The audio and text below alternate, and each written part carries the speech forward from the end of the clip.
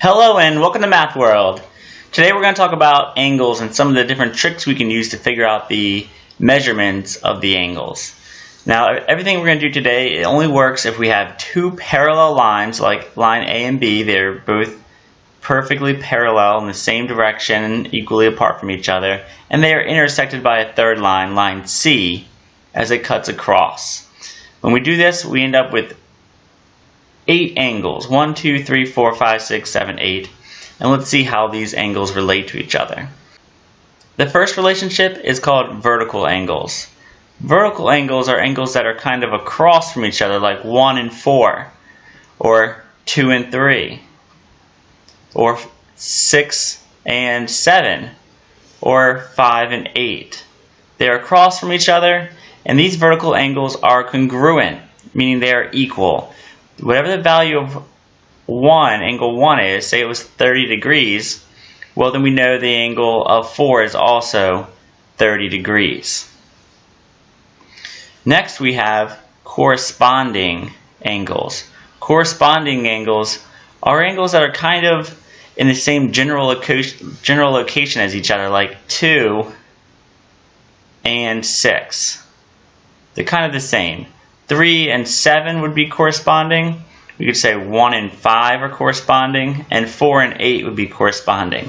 And they are all equal, so whatever the measurement of angle 2 is, so is 6. They're congruent. Next, let's look at alternate interior angles. So alternate means that's on the other side, and interior means on the inside. So let's look at 3, which is on the inside of our diagram, interior, and then also 6, which is interior on the inside, but it's on the other side of the lines, the alternate interior angle. And alternate interior angles are also congruent. Did I spell that right? Interior, sure. Alternate interior. And the last one would be alternate exterior. So like 7 is on the exterior, on the outside of our diagram, and so is 2. 2 is exterior, but it's an alternate exterior. And they are going to be congruent as well. Alright, so what good does it do us to know that certain angles are equal to each other?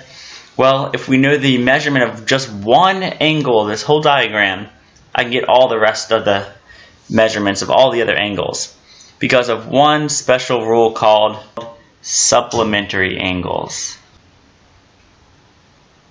Supplementary angles are two angles that are next to each other, like 1 and 2. Supplementary angles always add up to equal 180 degrees.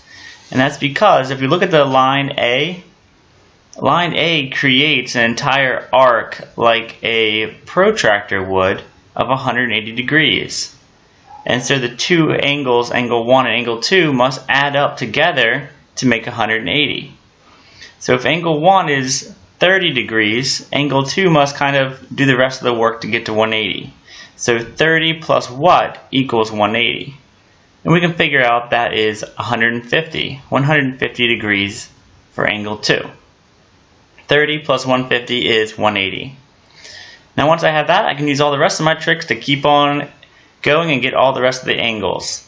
Let's see, angle 2 and angle 3 are vertical angles, so angle 3 must be 150 also, because it's congruent to angle 2.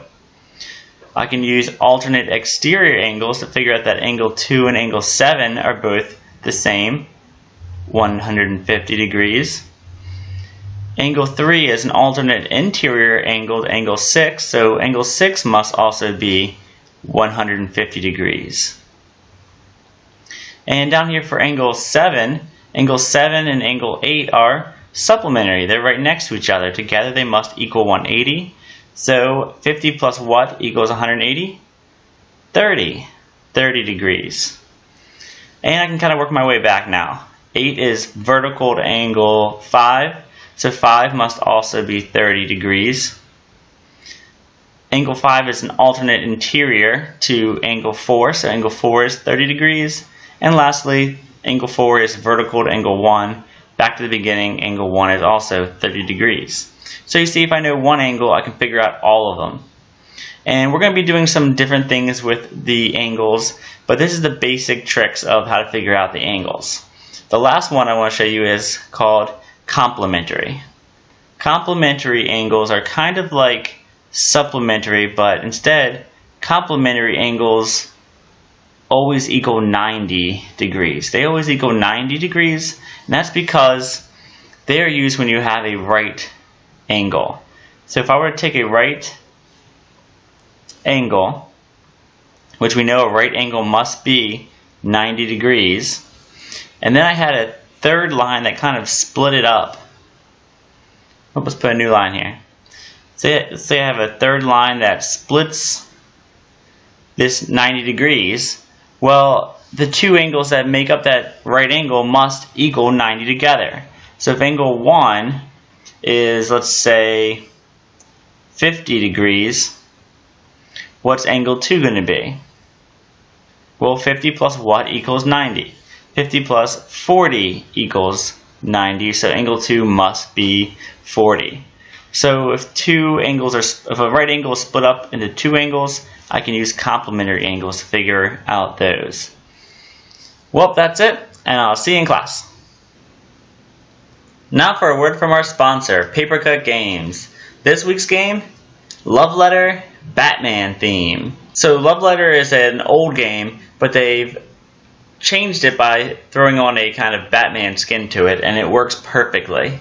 So in this little tiny card game, there's only about 16 cards. The goal is to play Batman cards to catch the villains like Catwoman and Bane and even the Joker. But you can also win by playing villain cards that maybe knock out Batman, or if you're the last person standing with one of the highest cards like Harley Quinn, Two-Face, or Joker, you can also win. The game goes by really quick, and everyone who I've played with really enjoys it. So I think you should check out Love Letter Batman. I'm Mr. Bixby, and I approve this message.